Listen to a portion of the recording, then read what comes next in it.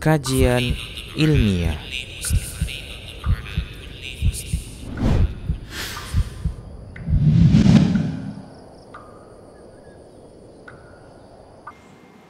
Bismillahirrahmanirrahim. Assalamualaikum warahmatullahi wabarakatuh. Innal hamdalillah nahmaduhu wa nasta'inuhu wa nastaghfiruh wa na'udzu billahi min shururi anfusina wa min sayyiati a'malina. May yahdihillahu فلا مضل له ومن يضلل فلا هادي له أشهد أن لا إله إلا الله وحده لا شريك له وأشهد أن محمدا عبده ورسوله لا نبي بعده اللهم صل وسلم وبارك على نبيك المصطفى وعلى آله وصحبه ومن تبعهم بإحسان إلى يوم الدين. أما بعد وإن أصدق الكلام كلام الله وخير الهدي هدي محمد صلى الله عليه وسلم وشر الأمور محدثاتها وكل محدثات بدعة وكل بدعة ضلالة وكل ضلالة في النار. Ibu-ibu yang dirahmati Allah Subhanahu wa taala, yang pertama kita bersyukur kepada Allah. Pagi hari ini kita masih diberikan kesempatan oleh Allah untuk bisa hadir di majelis yang kita semuanya sangat membutuhkan, karena majelis ilmu adalah majelis untuk menghidupkan ruh keimanan kita. Majelis ilmu, majelis untuk membuat hidup kita lebih terang, bercahaya terang. Majelis ilmu adalah majelis dalam rangka untuk kembali menyegarkan tanaman pohon iman kita. Oleh karena itulah di dalam Al-Quranul Karim Allah Subhanahu wa taala mengungkapkan Al-Quran risalah yang dibawa oleh Rasulullah sallallahu alaihi wasallam dengan paling tidak dengan 3 ungkapan. Yang pertama Allah katakan dengan istilah ruh, ar-ruh. Wa kadzalika auhayna ilaika ruhan min amrina. Demikianlah kami wahyukan kepada engkau ya Rasulullah sallam ruh dari kami. Wahyu Allah namai dengan ruh. Artinya sesuatu yang akan memberikan kehidupan, sebagaimana jasad kita ini akan hidup dengan ditiupkannya ruh, ini ruh bagi jasad. Demikian pula hati kita, ruh keimanan kita ini atau hidupnya keimanan kita ini hanya akan hidup ketika ditiupkan ruh risalah. Dan kehidupan hati itu ditandai dengan menyambut seruan Allah dan Rasulnya. Maka Allah katakan, ya ayyuhalladzina amanu stajibu lillahi wali rasulihi idza da'akum lima yuhyikum. Wahai orang-orang yang beriman, sambutlah seruan Allah, sambutlah seruan Rasulnya jika keduanya menyeru kepada kalian perkara yang akan bisa menghidupkan hati kalian. Menyambut seruan Allah dan Rasulnya itu perkara yang akan bisa menghidupkan hati kita. Artinya tanda kehidupan hati kita itu adalah menyambut seruan Allah dan Rasulnya. Semakin sempurna kehidupan hati kita, semakin sempurna dalam menyambut seruan Allah Subhanahu wa taala dan Rasulnya. Dan Al-Quran Allah ungkapkan dengan istilah An-Nur. Wa ja'alna lahu nuran yamshi bihi fin nas. Yang dengan Al-Quran itu manusia berjalan di tengah-tengah manusia. Dan yang dalam Al-Quran itu manusia yang dengan cahaya Al-Quran itu, ini cahaya risalah, manusia berjalan tentang kehidupannya. Sehingga yang paling terang melihat hakikat perkara, yang paling mendalam dan paling menguasai ilmu risalah yang diturunkan oleh Allah Ta'ala. Dan orang yang mereka tidak memiliki ilmu risalah ini dikatakan Allah adalah a'ma, orang yang buta.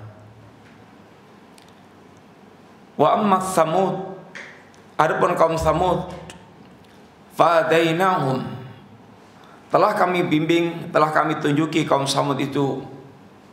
Ini kami ajarkan risalah dengan Rasul yang diutus oleh Allah kepada kaum Tsamud. Tetapi fastahabbul ama 'alal huda, kaum Tsamud lebih suka kebutaan dibandingkan dengan yaitu petunjuk.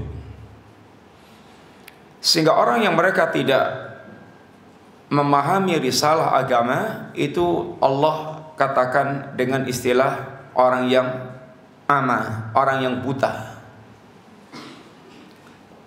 Demikian juga pohon iman kita ini seandainya sudah mulai tumbuh dalam hati kita, terkadang bisa mengalami layu, kurang seger. Di antara penyegarnya itu adalah senantiasa kita mendapatkan siraman air risalah yang Allah dan Rasulnya memberikan tamsil tentang risalah ini juga dengan alma. Makanya Nabi diantaranya mengatakan, mathalu ma ba'athani Allah bi minal huda wal ilmi kamathali ghaithin asaba ardan.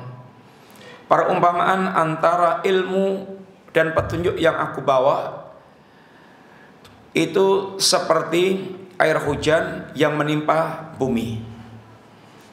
Sehingga risalah ini seperti air hujan, dan hati manusia itu kayak air tanah, ya kayak tanah yang menampung air hujan. Risalah air hujan itu sifatnya menghidupkan yang tadinya nampak mati dan menyegarkan kembali tanaman yang tadinya layu. Kalau kita lihat tadinya tanaman itu layu-layu di pinggir jalan atau di pagar-pagar rumah, karena mungkin panas gersang, begitu disiram air, ada air hujan, maka nanti habis itu sudah kelihatan seger lagi. Kebutuhan kita dengan risalah begitu. Hati kita ini sangat membutuhkan risalah untuk menyegarkan kembali tanaman-tanaman yang ada dalam hati kita, tanaman iman. Oleh karena itulah, ibu-ibu yang rahmati Allah Ta'ala, kebutuhan kita kepada risalah ini sangat mutlak. Berbahagialah orang yang mereka Allah gerakkan, dimudahkan hatinya untuk senantiasa bisa hadir di majelis-majelis ilmu. Bukan sekedar majelis ilmu sebagai hobi, tapi memang ada niat datang ke majelis ilmu dalam rangka untuk memahami agama dan dalam rangka untuk mengamalkan agama.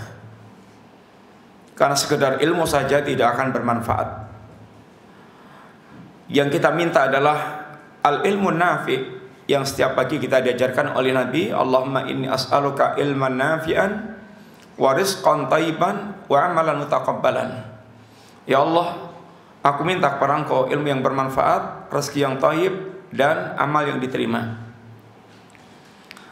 Ilmu yang manfaat itu, yang pertama dari sisi materinya ilmunya sahih, ilmu yang terambil dari sumber yang sahih, Al-Quran, As-Sunnah, dengan pemahaman para salaful ummah. Itulah al-ilmu nafi', ilmu sahih, ilmu yang sahih, sumbernya, referensinya benar.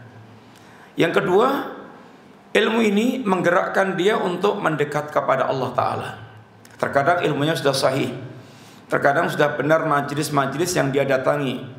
Yang dia datangi bukan majelisnya alul bid'ah, bukan majelisnya alul hawa, bukan majelisnya orang-orang bodoh, bukan majelisnya lawaan dan guyonan, tapi majelis yang memang mengajarkan Quran Sunnah seperti yang diajarkan oleh para yakni para salaf.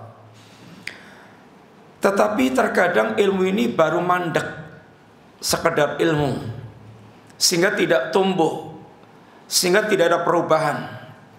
Ini namanya baru sekedar hobi ngaji, dan ilmunya belum merubah menjadi al-ilmu nafi. Mudah-mudahan Allah Subhanahu wa taala menjadikan kehadiran kita di majelis ilmu adalah tanda kebaikan Allah berikan kepada kita untuk kita lebih mengenal agama Allah dan kemudian lebih bisa mendekatkan diri kita kepada Allah Subhanahu wa taala. Sehingga kehadiran ke majelis ilmu hendaknya diiringi dengan niat yang ikhlas semata-mata karena Allah, bahwa kita ini butuh faham agama dalam rangka untuk bisa mempersiapkan dengan sebaik-baiknya bekal menghadap Allah Ta'ala. Yang kedua, ibu-ibu yang rahmati Allah Ta'ala, hari ini atau pagi ini kita akan sedikit bicara tentang perhiasan terindah. Semua kita tentu senang berhias, apalagi ibu-ibu, yakni wanita. Perhiasnya itu butuh waktu sendiri, pernak-perniknya banyak banget, dari ujung kepala sampai ujung kaki. Itu kadang-kadang, apalagi kalau umpamanya wanita-wanita sosialita yang hanya pengen tampil depan muka manusia, itu hiasannya sebadan bisa miliaran. Tasnya kadang sampai miliaran, belum lagi yang semua aksesoris yang nempel di tubuhnya. Sehingga intinya orang itu memang senang berhias, ya laki perempuan sama, senang berhias. Dan kita tidak pungkiri bahwa dunia itu adalah memang perhiasan. Sehingga orang berhias-hias dengan dunia, dengan rumahnya, dengan mobilnya, dengan harta kekayaannya, dengan anak-anaknya, dengan kantornya, dengan ini apa yang menempel di tubuhnya. Dia tampil indah, bagus, dari sepatu sampai topi atau sampai ini jilbabnya. Itu semuanya orang pengen berhias dengan apa yang bisa dia lakukan, tentu sesuai dengan kemampuan. Dan tidak salah berhias dengan dunia, tidak salah, karena memang dunia itu fitrahnya atau asalnya itu memang manusia dibuat oleh Allah memandang indah tentang kehidupan dunia. Zuyyina linnasi hubbus syahawati minan nisa'i wal banina wal qanatiril muqantarati minad dahabi wal fiddati wal khailil musawwamati wal an'ami wal hars, dzalika mata'ul hayatid dunya. Dijadikan indah dalam pandangan mata manusia, dan di sana ada rasa cinta dan ada warna syahwat. Ungkapan yang menunjukkan manusia betul-betul sangat memandang dunia itu indah dan penuh dengan itu selera, ada gairah, ada kecintaan. Sehingga orang yang mereka kemudian tidak punya pengendali kecintaannya kepada dunia itu hubban jaman, kecintaan yang betul-betul sangat lengket, sangat lengket. Apa itu dunia? Dunia kurang lebih yaitu wanita, anak-anak, kemudian harta yang banyak, emas, perak, sawah ladang, kuda pilihan. Itu adalah yang Allah katakan dzalika mata'ul hayatid dunya. Itulah itu pernak-pernik kenikmatan kehidupan, yaitu dunia. Ini dunia adalah perhiasan. Sehingga Allah pun ingatkan juga hakikat orang-orang yang mereka salah di dalam memandang dunia. Allah memerintahkan kita untuk kenal hakikat dunia. Kenal hakikat dunia. I'lamu annamal hayatud dunya laibun wa lahwun wa zinatun wa tafakhurum bainakum wa takathurum fil amwali wal aulad I'lamu, i'lam, berilmulah kalian. Dari kata ilmu, ilmu itu maknanya adalah idraku syai' ala ma huwa alaih. Ilmu itu artinya mengenal sesuatu sebagaimana hakikatnya. Itu ilmu. Sehingga ketika Allah memerintahkan kita i'lamu, ketahuilah, berilmulah Anda, artinya kenalilah dunia sebagaimana hakikatnya. Apa itu hakikat kehidupan dunia? I'lamu annamal hayatid dunya laibun. Kehidupan dunia itu adalah laibun, permainan. Permainan. Kemudian walahun dan sendoguro, yang kata para ulama, permainan dan sendoguro yang sering membuat manusia capek dan lupa, capek dan lalai. Manusia dengan dunianya hanya akan dibuat capek dan capek dan capek, khususnya berkaitan dengan hatinya. Sehingga Al-Imam Ibn Al-Qayyim ketika berbicara tentang dunia, orang-orang yang mereka tergila-gila dengan dunia, muhibbud dunya la yanfaku min thalath. Pecinta dunia itu tidak pernah lepas dari 3 hal. Pecinta dunia yang dia hanya fokus dengan dunia, itu tidak akan lepas dari 3 hal. Apa itu? Yang pertama, hamun lasimun. Adanya itu gelisah terus.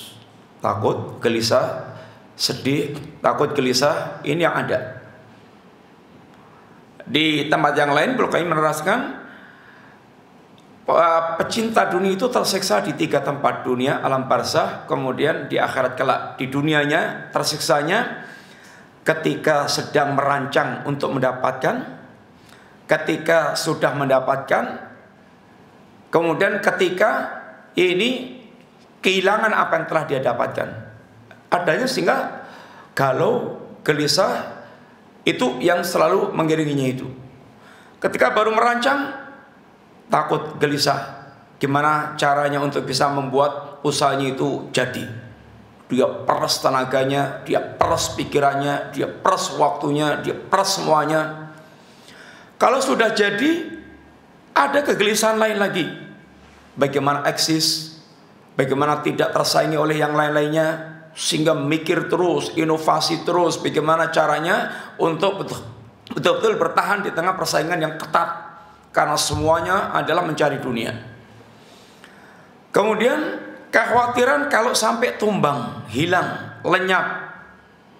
Sehingga adanya itu hanya takut, khawatir, takut, khawatir, takut, khawatir, gelisah, gelisah, takut, khawatir. Itu pecinta dunia yang fokusnya hanya untuk dunia. Laibun walahun. Yang kedua kata Ibnu Qayyim, pertama hamun lazimun, kedua watak bunda imun, capek, capek terus, takut atau gelisah, kemudian capek, khususnya hatinya. Hatinya para pecinta dunia itu bisa berantakan.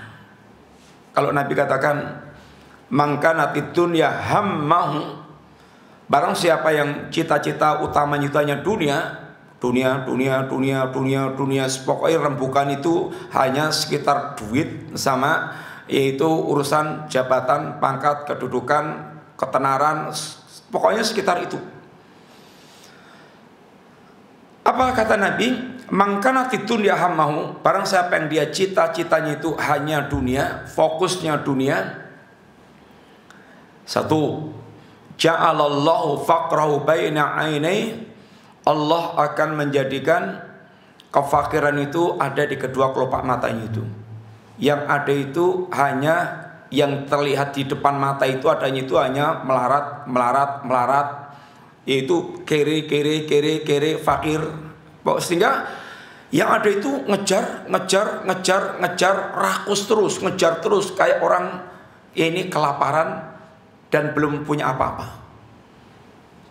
Sehingga adanya itu haus terus. Sehingga kadang-kadang orang seperti ini udah punya banyak, yang numpuk di belakang itu udah banyak banget. Tapi masalahnya yang kelihatan itu yang belum didapat, yang belum didapat. Sehingga adanya itu ngejar yang belum didapat terus, kayak orang masih kiri, kayak belum punya apa-apa. Sehingga akhirnya kadang-kadang yang sudah dimiliki itu lupa menikmati, atau bahkan nggak menikmati, tapi ngos-ngosan terus, ngejar dunia terus. Ini adalah yang pertama kata Nabi, ja'alallahu faqra baina aini. Yang kedua, wa farraqa syamlah. Urusannya Allah buat berantakan. Urusan dengan Allah berantakan, urusan dengan para hamba Allah berantakan. Kalau dia masih muslim dan masih punya yaitu sedikit ingat kepada Allah, masih sholat, masih macam-macam, tapi amaliyahnya itu ya jadi kacau balau, ruwet. Sholat aja dari takbiratul ihram pertama, niat sholat takbiratul ihram, habis itu bablas sampai salam itu gonta ganti agenda di kepalanya itu, setan memasukkan segala urusan dunia, sampai sholatnya belas, nggak ada yang ingat kecuali takbiratul ihram dan salam. Akhirnya nggak membekas sama sekali. Itu pun sholatnya kemerungsung. Oh itu ya uya. Datang sholat ya, nah iso mepet komat, itu masih lumayan mepet komat kalau laki-laki maksudnya. Kemudian selesai salam itu dikirim singkat gitu, terus balik lagi ke tempat kerja. Sehingga kayak maling tuh ya terus gitu. Sehingga yang fokus itu dunianya. Kadang-kadang juga keluarganya jadi berantakan. Anak istri sudah nggak diurus, pokoknya urusnya itu ngejar harta terus. Anaknya diwakilkan pembantu aja lulus SD juga enggak. Sehingga anaknya orang kaya, anaknya orang punya, tapi diasuh oleh pembantu yang tidak berpendidikan sama sekali. Bapak ibunya repot semuanya. Fafar qasamlah, urusannya berantakan. Belum itu nanti kalau ada ghil, kedengkian, hasad, kebencian segala macam. Karena mencari dunia sarangnya penyakit-penyakit seperti itu. Kemudian puncaknya adalah yaitu penyesalan dia, sehingga betul-betul dia akan jadi nyesel. Kata Ibnu Qayyim, wa hasratun la tanqati, yang ketiga. Hamun lazimun, ta'bun daimun, yang ketiga wa hasratun la tanqati, penyesalan yang tidak ada habisnya. Karena udah terlambat, nyeselnya sudah nggak berguna lagi. Bapak sekalian, dunia tidak kita pungkiri memang hiasan, tapi ketahuilah dunia itu hiasan yang murah. Hiasan yang murah dan hiasan yang palsu, bukan hiasan yang hakiki. Murahnya seberapa? Ya murahnya seperti yang digambarkan oleh Allah dan Rasulnya. Kalau Allah gambarkan kayak sekedar tanaman yang tumbuh ceret, lalu nanti kering, dah tahu-tahu seperti sekejap aja. Kamathali ghaithin a'jabal kuffara nabatuh thumma yahiju fatakunu musfarran thumma ini khutama. Kayak tanaman yang kemudian tumbuh menghijau, seger, menyenangkan penanamnya, kemudian mulai yaitu layu, kering, kuning, mati. Itu kalau sedang proses ya memang lama. Ya kayak kita ini kalau sedang proses ya lama banget. Baru umur setahun, nanti merangkak 2 tahun, 10 tahun, 20 tahun, segar-segarnya. Terus nanti mulai merangkak 30 tahun, 40 tahun, mulai agak kering gitu. Terus menjepluk. Kamu tahu nggak jepluk? Nggak tahu. Jepluk, kemudian sudah hancur. Itu kalau kita kemudian lihat ke belakang, umur kita udah 30, 40, 50, ke belakang itu ya kayak sekedepan atau kayaknya sekecelap. Hanya mimpi kemarin kita pernah hidup gini. Ya dulu lama, sekarang kita tinggal sekedepan, apa itu kecelapan bentar, sekilas kayak mimpi aja yang masa lalunya itu. Yang pernah jadi presiden kayak mimpi jadi presiden, yang jadi bupati kayak mimpi jadi bupati, yang jadi gubernur kayak pernah mimpi jadi gubernur, yang jadi panglima kayak pernah mimpi jadi panglima. Yang udah lalu itu tinggal sekilas saja. Sehingga Allah sebutkan ini nilai yang sangat pendek umurnya, singkat. Maka dikatakan dengan mataun qalil, kehidupan yang singkat. Qalil dengan makna satu singkat. Singkatnya kehidupan kita ini kayak digambarkan Allah, inna yauman inda rabbika ka'alfi sanatin mimma ta'udun. Satu hari di sisi Allah itu seperti 1000 tahun dalam hitungan kalian.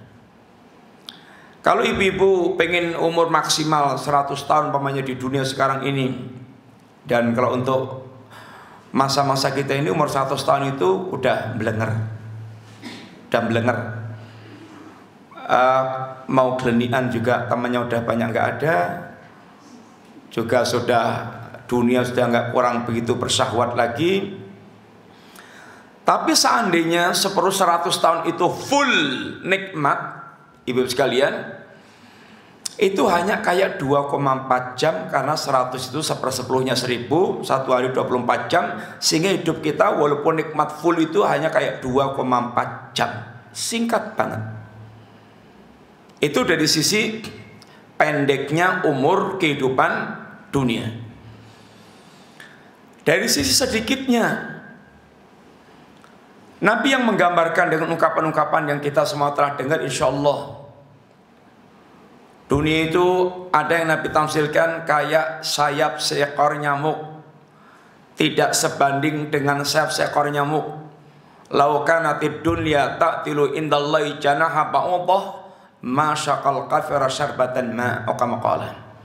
Seandainya dunia ini sebanding dengan sayap seekor nyamuk, niscaya orang kafir tidak akan Allah berikan minum walaupun seteguk. Dunia, kata Nabi, senilai dengan sayap seekor nyamuk.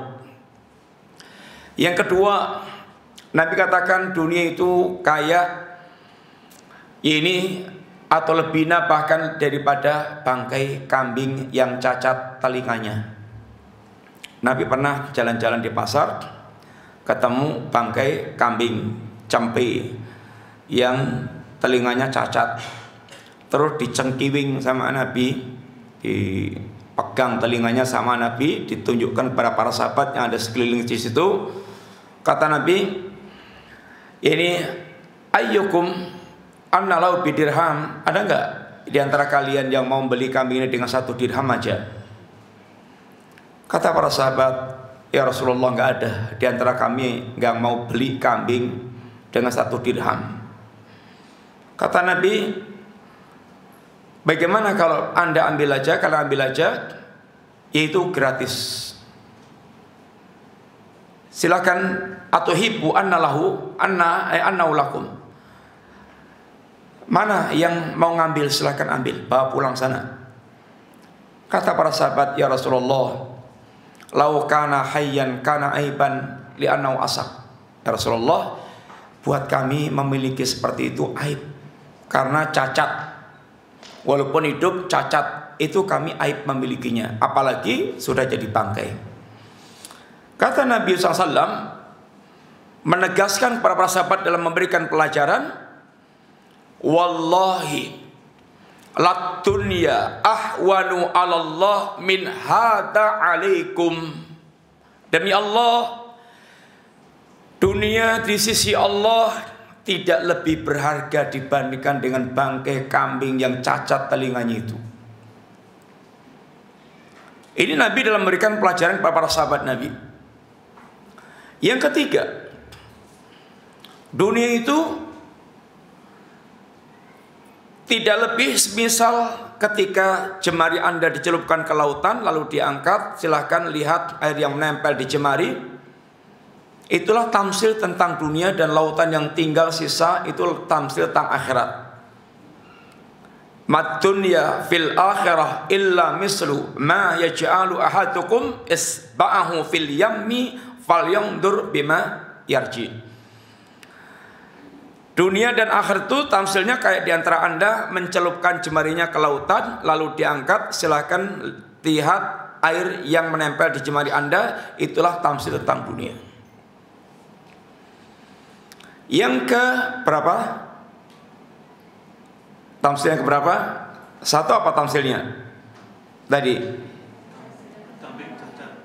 yang pertama kayak sayap, seekor nyamuk. Kedua kambing cacat, kambing cempe ya cacat. Ketiga air laut. Yang keempat, Nabi pernah bahkan tanya para sahabat, fulan ma ta'am, makananmu apa? Lam walaban, daging sama susu ya Rasulullah SAW. Terus kata Nabi, kalau sudah masuk perut jadi apa? Jadi kayak yang engkau juga tahu ya Nabi. Kata Nabi, innallaha daraba ma yakhruju minan nas mathalan lidunya. Allah membuat tamsil apa yang keluar dari perut manusia itu kayak dunia. Dunia itu memang asalnya menarik. Apa kalau sini sekomandailing. Ya umpamanya apa? Sini yang paling menarik, ya soto, ya ikan, ya tengkleng, ya segala macam. Sehingga menarik-menarik, buah-buah segala macam menarik semuanya. Tapi kalau udah masuk ke perut, bleng, keluar masih ada yang menarik lagi enggak? Enggak ada. Akibat akhir orang yang mereka penggila dunia itu hanya akan mendapatkan kondisi yang sangat menjijikkan. Bahkan di dunia sebelum di akhiratnya. Kemudian Nabi juga tamsilkan tentang dunia juga, sekedar yaitu singgah sebentar di bawah pohon istirahat kemudian berangkat lagi. Semua ini tamsil ini untuk menggambarkan tentang nilai rendahnya dunia, nilai sedikitnya dunia. Maka dikatakan mataun qalil, kehidupan yang sebentar dan rendah nilainya. Dan sifatnya kata Nabi, dunia itu mataul ghurur. Ini kenikmatan, hiasan kenikmatan yang menipu, penuh dengan tipuan. Kira-kira yang kita inginkan dengan mengumpulkan dunia sebanyak-banyaknya, dunia dalam pengertian ya harta, ya jabatan, ya ketenaran, ya segala macam. Kira-kira yang kita kejar apa? Yang kita cari apa? Ikhwan, untuk mimpi-mimpi jadi miliarder, jadi paling sugih sak Medan mamanya. Antum ngimpi-ngimpi jadi orang kayak gitu, jadi tokoh besar. Kira-kira yang dibayangkan apa? Yang dikejar, yang dicari apa? Apa kira-kira ibu-ibu? Insya Allah semua orang yang mereka mengejar ini semuanya itu pengen mengejar menjadi orang yang paling berbahagia.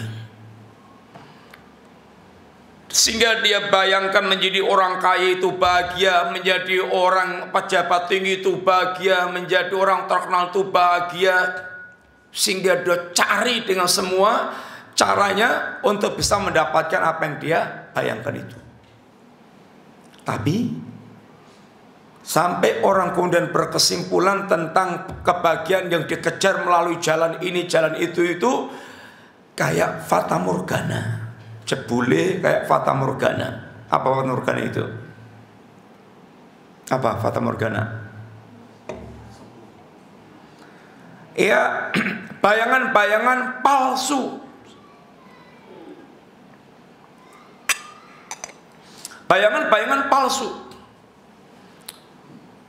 Fata morgana itu kalau orang Jawa bilang kayak air ngimplah-ngimplah. Tahu nggak ngimplah-ngimplah itu? Tahu Mas? Ya pokoknya air yang ngimplah-ngimplah harus menjanjikan banget dari kejauhan itu, Masya Allah akan dapat air yang menyegarkan sedangkan dia kehausan. Terus dikejar sampai tempatnya, ternyata nggak ada apa-apa. Fata Morgana. Demikian pula orang bagaimana memandang seakan dunia itu dari kejauhan menjanjikan segala kebahagiaan yang akan dia dapatkan kalau dia memperoleh itu semuanya itu. Tapi ternyata begitu sudah dia kejar dengan menghabiskan waktu, menghabiskan tenaga, menghabiskan pikiran, menghabiskan umur, sampai tempatnya dia telah mendapatkan apa yang dia kejar tersebut, ternyata kebahagiaan yang dia bayangkan itu kayak fata morgana, nggak ada. Ternyata dari wong sugih yo biasa-biasa. Ternyata dari pejabat yo malah mumet terus.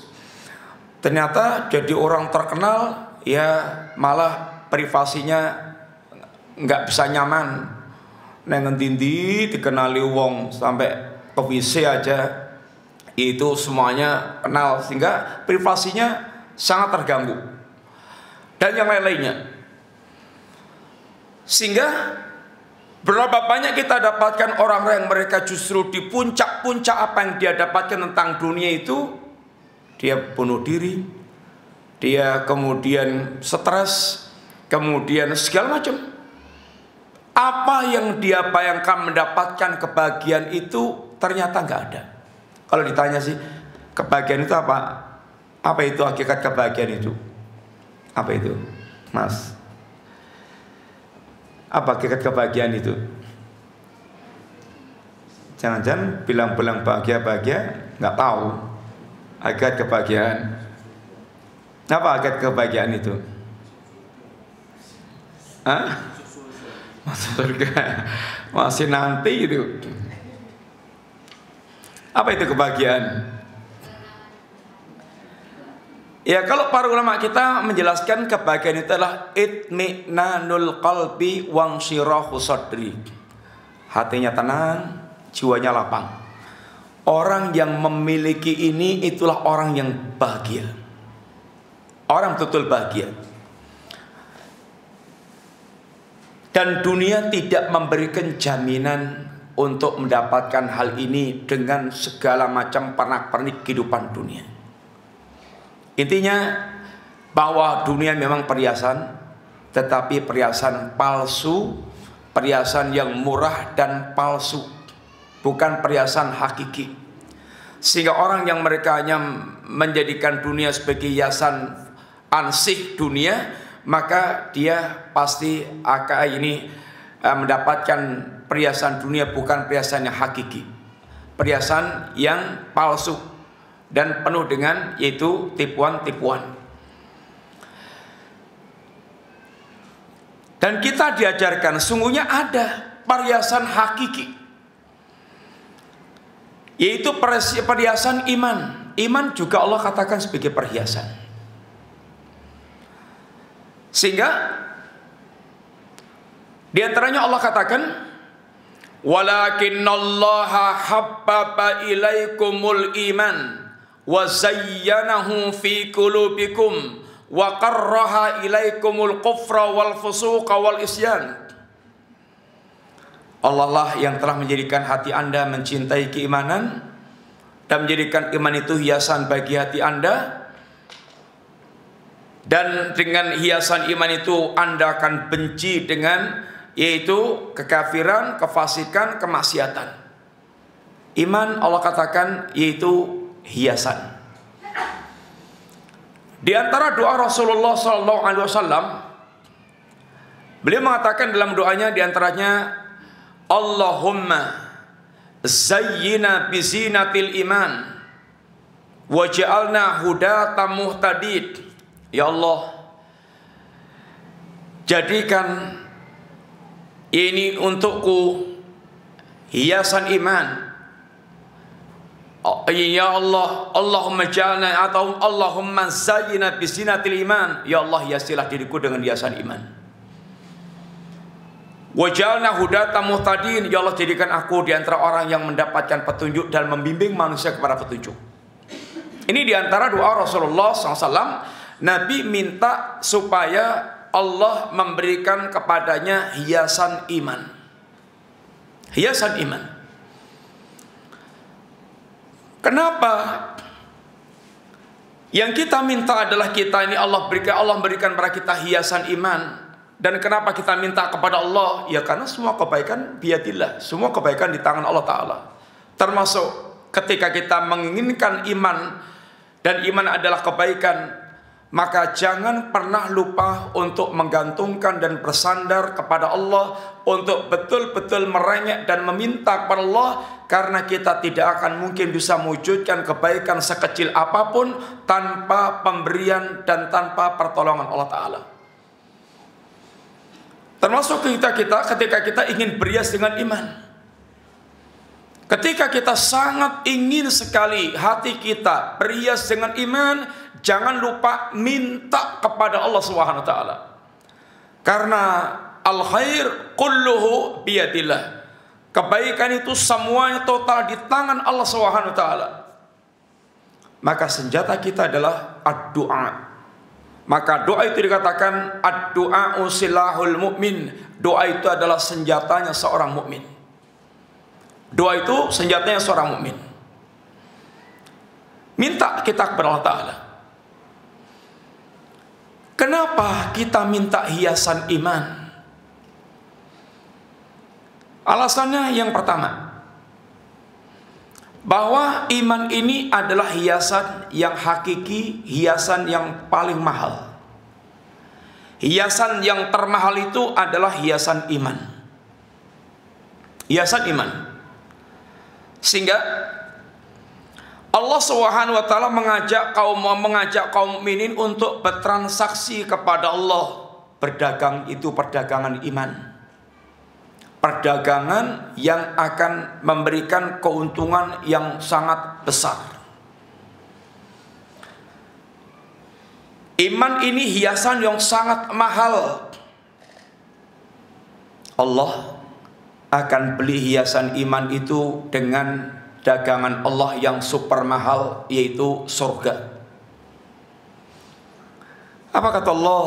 Innallaha ashtara minal mu'minina anfusahum wa amwalahum bi anna lahumul jannah. Sesungguhnya Allah akan membeli jiwa dan harta seorang mukmin dengan surga.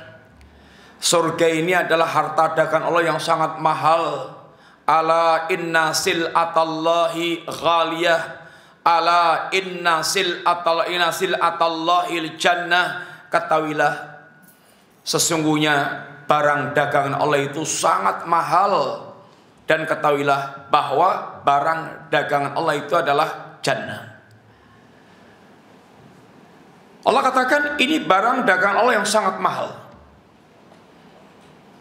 Pertanyaannya, mahalnya seberapa? Mahalnya seberapa? Sekedar gambaran. Rasulullah sallallahu alaihi wasallam, beliau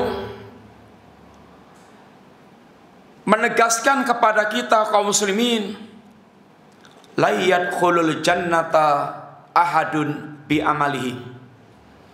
Tidak akan ada seorang pun yang masuk surga semata-mata dengan amalnya. Apa maksudnya? Amal kita ini seandainya direkap semuanya itu, lalu untuk membeli surga nggak akan dapat. Walaupun minta maaf, seandainya ibu-ibu amalnya itu sepadat dan sekualitas amalnya Rasulullah Sallallahu Alaihi Wasallam. Sehingga ketika sahabat mendengar hadis ini, beliau mengatakan, mereka mengatakan, ya Rasulullah, wala anta ya Rasulullah, apakah termasuk anda ya Rasulullah tidak akan masuk jannah kecuali dengan rahmat Allah ya Rasulullah? Wala ana, termasuk saya. Illa ayataghammadani Allahu birahmatin wa fadlin. kecuali jika Allah mencurahkan rahmat dan karunia-Nya kepadaku. Artinya seandainya amal kita direkap dan amal kita ini kelasnya seperti kelasnya Nabi, kualitas dan kuantitasnya, sehingga sudah super maksimal dalam kita beramal, itu tidak akan senilai dengan harga surga. Nah terus berarti apa kita nggak perlu beramal? Nggak gitu. Amal itu Allah jadikan sebab untuk masuk surga, tapi amal itu bukan harga surga. Kita masuk surga itu dengan rahmat Allah Ta'ala, dengan harga rahmat Allah Ta'ala, tetapi Allah jadikan amal sebagai sebab untuk masuk jannah. Sehingga Allah katakan dalam banyak Al-Quran, jazaa'an bima kanu ya'malun, itulah balasan bagi orang yang mereka beramal. Kulu wasrabu hani'an bima aslabtum fil ayyamil khaliyah. Silahkan Anda makan minum dengan sepuasnya di surga. Ini semuanya adalah sebab atas amal-amal Anda dulu ketika di dunia. Di antara gambaran mahal surga satu ini tadi. Amal kita tidak bisa kita pakai untuk membayar harga surga. Ibaratnya kalau amal kita direkap walaupun sudah maksimal kayak Nabi, harganya umpamanya katakanlah 100 triliun. Tapi harga surga itu harganya umpamanya 1 juta triliun. Namanya apa kalau 1 triliun itu? Pokoknya jauh berlipat-lipat lebih tinggi. Nggak bisa kita akan masuk surga dengan harga amal yang kita miliki, kecuali kita kemudian diberikan oleh Allah rahmat dan karunia Allah Ta'ala. Satu. Yang kedua, sekedar untuk menggambarkan betapa mahalnya harga surga itu, Rasulullah SAW memberikan gambaran, seandainya kita tidak masuk surga alias kita ini teradab di jahanam dan kita ingin dimasukkan ke surga ini dengan dibebaskan dari neraka, maka Anda tebus adab itu dengan kekayaan seberapapun, dengan apapun, itu tidak akan bisa untuk menebus, yaitu teradabnya manusia di jahanam yang menginginkan masuk jannah. Allah Subhanahu wa taala menggambarkan, innal ladzina kafaru wa matu wa hum kuffarun fala yuqbala min ahadihim mil'ul ardi daban walau iftadabi. Seandainya orang-orang kafir itu sampai matinya dalam keadaan kafir, maka emas yang sebesar bumi yang mereka siapkan untuk menebus azab itu sama sekali tidak akan diterima oleh Allah Ta'ala. Fala yuqbala min ahadihim mil'ul ardi daban. Walaupun Anda punya emas sebesar bumi lalu disiapkan untuk menebus azab, tidak akan diterima Allah Ta'ala. Mahal banget berarti. Iya, mahal banget, sangat mahal. Bahkan kalau sekarang ini kita punya koneksi jenderal, menteri, apalagi presiden, apa atau yang lain-lainnya, itu sangat manfaat banget untuk mengurusi kesulitan dunia, sangat manfaat. Tapi akan datang hari bukan hanya mereka tidak peduli dengan kita sehingga tidak memberikan manfaat apapun kepada kita, bahkan mereka sangat ingin seandainya kita kemudian menjadikan mereka sebagai tebusan untuk keselamatan kita. Yauma yafirul mar'u min akhihi wa ummihi wa abihi wa sahibatihi wa banihi likulli imri'in minhum yawma idzin sha'nun yughnihi. Hari ketika manusia lari dari saudaranya, dari ibunya, dari ayahnya, dari istrinya, dari anaknya. Waktu itu mereka semuanya masing-masing sibuk dengan urusannya sendiri-sendiri. Bahkan mereka ingin menjadikan setiap kita menjadi tebusan untuk keselamatan mereka dari adab. Yawaddul mujrimu law yaftadi min adabi yawmi idzin bi bani wa sahibati wa akhi wa fasilati allati tuwi wa man fil ardi jami'an thumma yuji kalla innaha ladha nazza'ata lishawa tad'u man adbara wa tawalla wa jama'a fa'awa. Orang-orang yang mujrim dari itu mereka sangat ingin seandainya bisa menebus adabnya itu walaupun dengan anak kandungnya sendiri atau dengan istri dan saudaranya atau dengan keluarga besarnya atau dengan bahkan semua manusia di muka bumi, lalu dia diselamatkan dari adab. Allah katakan kalla, oh enggak bisa. Jahanam adalah adab yang menyala-nyala, yang adabnya bisa mengelupaskan kulit kepala manusia, yang jahanam mengundang orang yang selalu berpaling dari agama dan hanya mencari harta, mengumpulkan harta, tapi nggak pernah dia keluarkan di jalan Allah Ta'ala. Ini gambaran sekilas betapa mahalnya yaitu harga iman. Yang kita masuk jannah karena iman, dan kita berbahagia di dunia itu adalah karena yaitu iman. Iman ini mahal banget. Yang kedua, apa di antara yaitu indahnya hiasan iman kita? Yang kedua, iman kita apabila sudah ngeresep ke dalam hati kita, menjadi hiasan hati kita, itu akan menjadikan kehidupan kita itu indah. Kehidupan kita benar-benar bisa merasakan lezatnya iman, manisnya iman. Dunia yang secara umum membuat manusia itu capek urusannya itu bagi seorang mukmin akan bisa berubah menjadi surga dunia. Karena iman akan memberikan ketenangan hati dan kelapangan dada dalam segala situasi. Dalam segala situasi. Sehingga Nabi mengungkapkan ungkapan ajaban li amril mukmin, sangat mengherankan perkara seorang mukmin. Inna amrau kullahu lahu khairun, semua perkaranya baik. Enggak ada yang perkaranya buruk. Semua perkaranya baik. Hatinya bisa berlapang, dadanya bisa berlapang, hatinya bisa tenang dalam segala suasana. Itulah orang mereka betul-betul memegang kunci-kunci kebahagiaan. Dalam suasana apapun dia hatinya tenang dan dadanya lapang. Dan ini tidak akan dimiliki kecuali orang yang beriman kepada Allah Ta'ala. Sehingga ada ungkapan-ungkapan kebahagiaan orang mereka telah merasakan pada situasi ini, pada kondisi ini.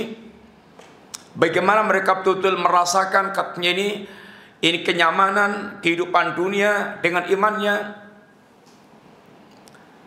Kemudian yang ketiga, kita singkat aja, kita mau selesaikan aja.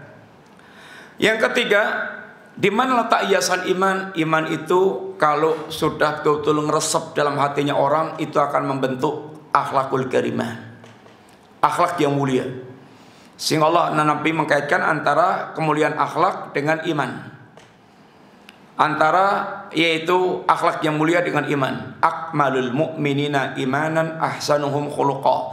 Orang mukmin yang paling sempurna imannya, yang paling baik akhlaknya. Sehingga iman dengan akhlak itu sangat berkaitan. Sehingga ketika para ulama yaitu menulis buku-buku akidah mereka, bahkan akhlak itu masuk dalam pembahasan akidah. Karena akhlak ini adalah dampak sangat berkaitan erat dengan akidah seorang hamba. Sehingga akhlak ini juga dikatakan bisa dalam timbangan amal. Ma min syai'in afqalu fi mizanil mu'min yaumal qiyamah min husni khuluqi aw kama qala. Tidak ada timbangan bagi seorang mukmin dari kiamat kelak yang lebih berat dibandingkan dengan akhlak yang mulia, tentu setelah tauhid. Dan masih banyak kalian ibu-ibu sekalian, ini yang kita sampaikan, mudah-mudahan bermanfaat. Ada pertanyaan enggak? Kalau enggak ada pertanyaan, saya tanya-tanya. Silakan ibu-ibu kalau ada pertanyaan. Mudah-mudahan nggak ada, sehingga nggak repot-repot untuk jawab. Jadi kita masuk ke sesi tanya jawab. Yang ingin bertanya langsung, silakan angkat tangannya, Muhammad. Atau bisa ditulis di kertas ya Ustaz ya? Boleh. Sambil menunggu tanya-tanya atau pertanyaan yang datang, sekarang saya tanya, Pertanyaan pertama. Tadi kita sampaikan bahwa kehadiran kita ke majelis ilmu itu insyaallah manfaat banget untuk setiap kita. Sepanjang majelis ilmu itu yang disampaikan adalah Al-Quran, Sunnah Nabi sesuai dengan pemahaman para sahabat Nabi, intinya adalah hakikat ilmu. Apa ungkapan Allah tentang risalah di dalam Al-Quran sehingga betul-betul kita sangat mutlak membutuhkan, yaitu ilmu tersebut? Silakan. Yang bisa menjawab pertanyaannya? Ya, ada hadiahnya. Ada hadiahnya? Ada.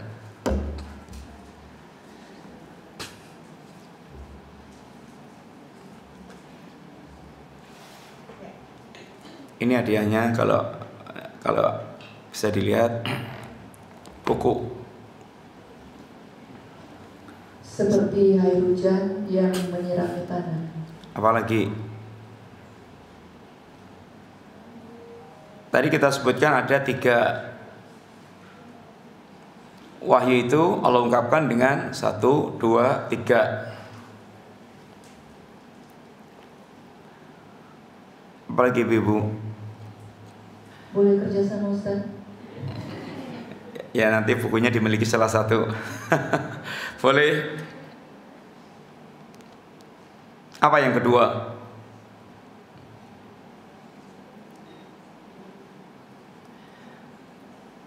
Atau yaudah ini jawabannya kasih ke Mas. Pertanyaan kedua.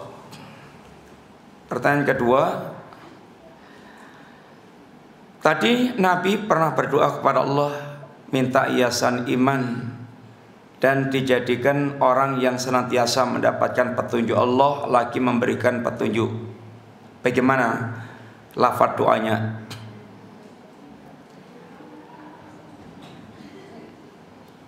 Monggo ibu-ibu. Tadi Nabi mengajarkan kita doa, ya Allah, aku minta hiasan iman dan Allahumma zayyina bi zinatil imani waj'alna hudatan muhtadin. Ya. Satu lagi aja pertanyaannya. Pertanyaan berikutnya, iman itu hiasan yang sangat indah. Di mana sih letak indahnya hiasan iman itu? Monggo. Iman itu hiasan sangat indah. Di mana sih letaknya hiasan iman? Bukan letaknya di hati, maksudnya kenapa iman itu kok menjadi hiasan yang sangat indah? Karena iman itu letaknya di hati, membuat ketenangan dan kelapangan jiwa. Bukan itu Bu yang kita maksudkan, atau enggak yang lain kira-kira? Perhiasan hakiki itu adalah iman. Iya betul ya, tadi itu iman. Tapi maksudnya kenapa iman jadi hiasan itu dalam hati kita? Di mana letak hiasan iman dalam kehidupan kita ini? Dalam mentaati perintah Allah. Saya nggak tahu ini kasihkan siapa ya, poin terakhir tadi.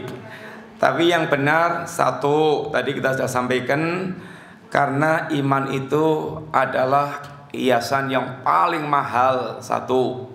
Yang kedua, iman itu kalau udah ngeresep ke dalam hati, itu membuat hati itu betul-betul bisa merasakan indahnya kehidupan, lezatnya iman, yaitu lezatnya ibadah kepada Allah, sehingga kehidupan kita dunia itu menjadi surga dunia dengan iman yang sudah ngeresep dalam hati kita tadi. Yang ketiga, iman itu dia akan menjadikan seorang dia betul-betul bisa memiliki akhlakul karimah, akan membentuk karakter orang itu berakhlakul karimah. Itu adalah keindahan iman juga, dampak daripada hiasan iman. Ini aja ibu, kalau nggak ada pertanyaan kita cukupkan sekian dulu. Ada yang bisa? Iya.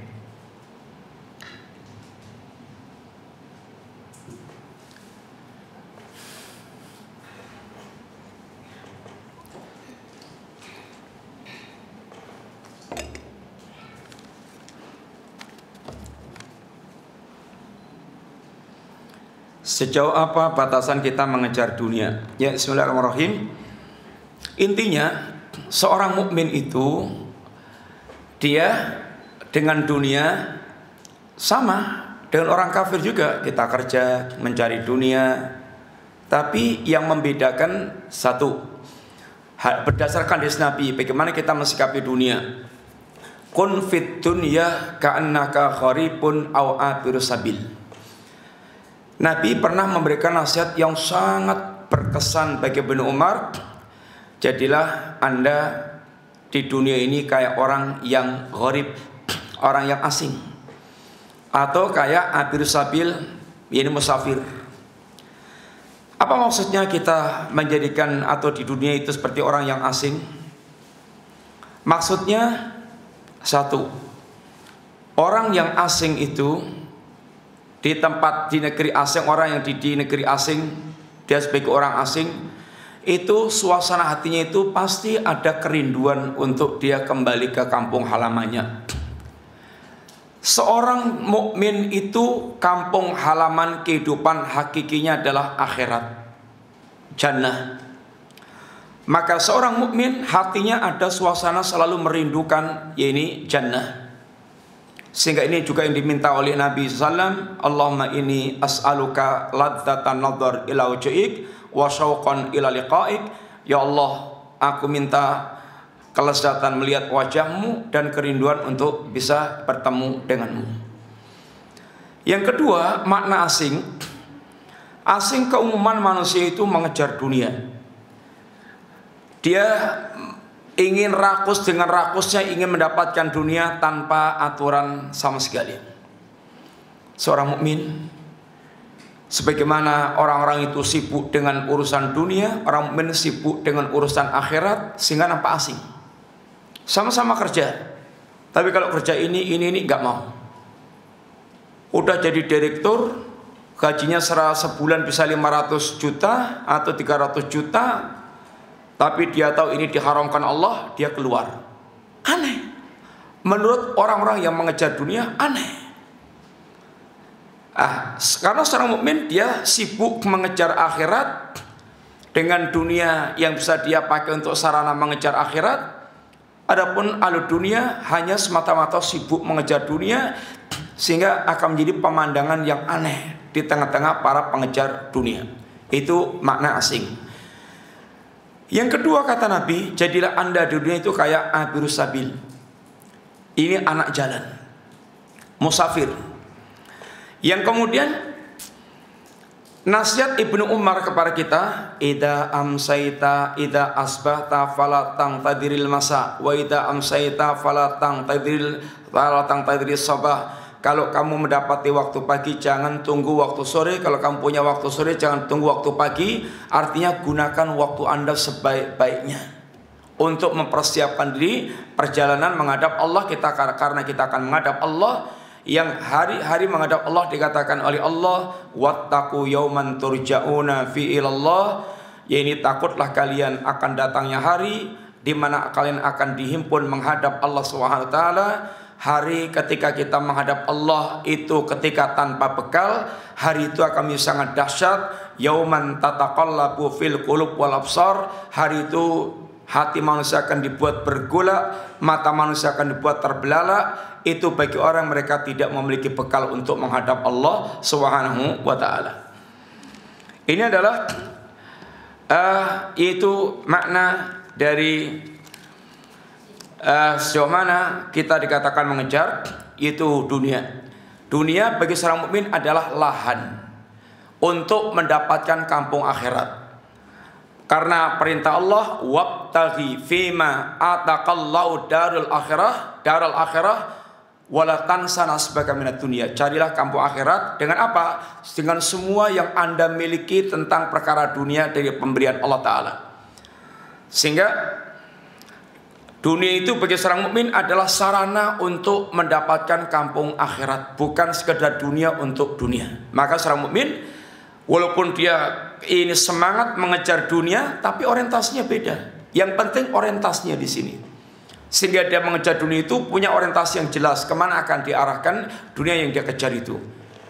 Dan dunianya tidak akan menggoda dia. Dunia tidak akan membuat dia itu budak-budak dunia. Kalau para pengejar dunia itu hatinya itu sampai diseret menjadi budak dunia. Kalau para pengejar akhirat, dunianya itu kendaraan untuk mendapatkan kampung akhirat. Sehingga dunianya tidak menghalangi dia, tidak nyendeti dia untuk berjalan, yaitu menuju kampung akhirat. So, tolong nasihat tentang Muslim yang beranggapan bahwa zuhud artinya menolak menjadi kaya. Zuhud itu tidak mesti menolak menjadi kaya. Antum berani nggak mengatakan Nabi Sulaiman itu nggak zuhud? Berani nggak? Nabi Sulaiman nggak zuhud. Lawang sugih zuhud. Masuk kerajaannya gitu dia zuhud. Wong hartanya melimpah kok zuhud. Zuhud itu gak identik dengan fakir, gak identik dengan miskin.